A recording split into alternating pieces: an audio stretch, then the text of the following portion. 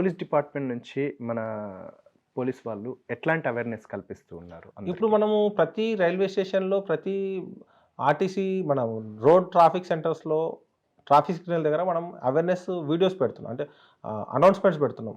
మీరు ఒక సైబర్ క్రైమ్స్‌కు గురైతే 1930కి కాల్ చేయండి. లేదా www.cybercrime.gov.inకి రిపోర్ట్ చేయండి అని పెడుతున్నాం. కాలేజ్ డేస్‌లో సెమినార్ పెడుతున్నాం. ప్రతి నెలలో ఫస్ట్ బుధవారం సైబర్ జాగరూక్ దివాస్ అని నేషనల్ వైడ్‌గా జరుగుతుంది ప్రోగ్రామ్.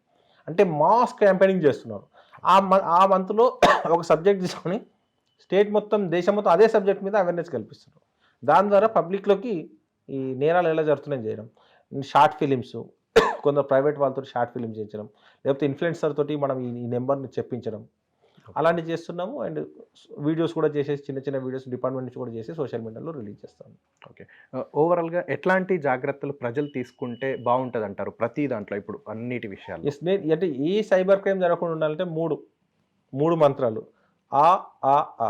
అత్యాశ, అత్యుత్సాహం, అమాయకత్వం. అమాయకత్వం ఉంటే ఓటీపీ ఫ్రాడ్ జరుగుతాయి. బ్యాంక్ అఫీషియల్స్ అని చెప్పి మోసం చేస్తారు. అత్యాశ ఉంటే గిఫ్ట్ ఫ్రాడ్స్, లాటరీ ఫ్రాడ్స్‌లో మోసపోతారు. అత్యుత్సాహం ఉంటే గేమింగ్ ఫ్రాడ్స్‌లో మోసపోతారు. ఈ 3 కేటగిరీలో లేకపోతే మనం సేఫ్ గానే, అంటే ఈ 3 ఉండదంటే 3 అవగాహన ఉంటే సరిపోతుంది. ఇది నన్ను మోసం చేస్తుందా? వీడు నన్ను అత్యాశకు గురి చేస్తుందా? వీడు నాకు టెంప్ట్ చేసేసి నన్ను మోసం చేయడానికి ట్రై చేస్తుందా? ఈ 3 గుర్తుంచుకుంటే సైబర్ క్రైమ్ జరగకుండా ఉండడానికి ఆస్కారం ఉంటుంది. అండ్ ముఖ్యంగా ఖచ్చితంగా సైబర్ క్రైమ్స్ ఏదో ఒక రోజు తగ్గిపోతాయి. రీజన్ ఏంటంటే ఎయిడ్స్ అనే దానికి ఇప్పటివరకు మందు లేవు. అదే మనం 90స్‌లో 2000 ఆ టైంలో ఎయిడ్స్ అంటే చాలామంది భయపడిపోయారు.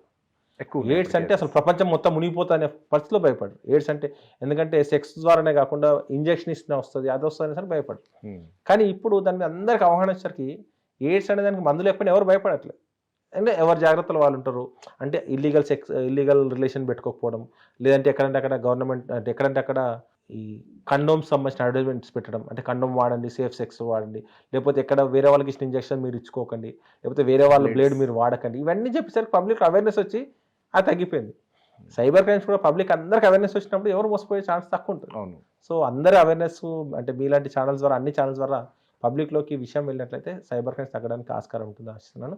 అండ్ మీ ఛానల్ ద్వారా కూడా మీకు ఈ సైబర్ క్రైమ్స్ మీద ఇంకా పూర్తి డీటెయిల్స్ కావాలంటే మనం క్రైమ్ ఫ్రీ ఇండియా యూట్యూబ్ ఛానల్లో మనం ప్రతి వీడియో పెట్టాము, ఆ వీడియో చూడొచ్చు. అండ్ ఏదైనా కాలేజెస్ వాళ్ళు, ఏదైనా ఇన్స్టిట్యూషన్స్లో, మీ ఇన్స్టిట్యూషన్లో సైబర్ క్రైమ్ సంబంధించిన అవేర్నెస్ సెషన్ పెట్టాలనుకుంటే, ఇంజనీరింగ్ కాలేజ్ కానీ, మెడికల్ కాలేజ్, లేకపోతే డిగ్రీ కాలేజ్, ఇంటర్మీడియట్ కాలేజ్లో సెషన్ పెట్టాలనుకుంటే మీరు మాకు అప్రోచ్ కావచ్చు. అప్రోచ్ అయితే మీకు అక్కడ సెషన్ కండక్ట్ చేయడానికి కూడా స్కోప్ ఉంటుంది. అలా ఎవరైనా అప్రోచ్ కావాలనుకున్న వాళ్ళు crimefreeindia2020@gmail.comకు మెయిల్ పెడితే సరిపోతుంది. దానికి మెయిల్ పెడితే మాకు మీరు అడగగానే కాకపోయినా మా షెడ్యూల్ చూసుకొని వాళ్ళకి సెషన్ చేయడానికి స్కోప్ ఉంటుంది. ఓకే. ఒక్కసారి టోల్ ఫ్రీ నంబరును, వెబ్సైట్ ఒక్కసారి చెప్పండి. సైబర్ క్రైమ్స్ సంబంధించి హెల్ప్ లైన్ నెంబర్ ఒకటి ఉంది. ఎవరైతే సైబర్ క్రైమ్స్లో మోసపోతే ఇమీడియట్లీ కాల్ చేయాల్సిన నెంబర్ 1930. ఒకవేళ 1930 ఏదైనా ఎంగేజ్ వచ్చింది, లేకపోతే ఇంకేం రీజన్ ఉన్నప్పుడు www.cybercrime.gov.in అనే పోర్టల్లో రిపోర్ట్ చేయండి. దీంతోపాటు మీరు మోసపోలేదు కానీ సైబర్ క్రైమ్ జరుగుతుందని మీ దృష్టికి వచ్చింది, మీకు ఒక మెసేజ్ వచ్చింది, ఫ్రాడ్ లింక్స్ వచ్చినాయి, ఫ్రాడ్ నెంబర్స్ వచ్చినప్పుడు సైబర్ క్రైమ్స్ ఫ్రాడ్ రిజిస్ట్రీ అనేది ఒకటి వాట్సాప్ హెల్ప్ లైన్ నెంబర్ ఇవ్వడం జరిగింది. అది 8712672222. ఈ నెంబర్ కూడా మీరు వాట్సాప్ చేసినట్లయితే మీ యొక్క మోసపోకుండా ఉండడానికి ఆస్కారం ఉంటుంది. ముందుగా చేయాల్సిందంటే సైబర్ క్రైమ్ జరగగానే పోలీసులకు అప్రోచ్ కావడానికి మీరు మొహమాట పడద్దు. మీరు విక్టిమ్స్ మాత్రమే. చాలామంది అనుకుంటే వాళ్ళేమంటారో వీళ్ళేమంటారో అని రాకుండా ఉంటారు. అలాంటి అవసరం లేదు. మీరు విక్టిమ్ కాబట్టి ప్రతి విక్టిమ్ ధైర్యంగా పోలీస్ స్టేషన్కి వచ్చి పోలీస్ సేవలు ఉపయోగించుకొని మీ యొక్క జరిగిన అన్యాయం నుంచి బయటపడడానికి ఆస్కారం ఉంది.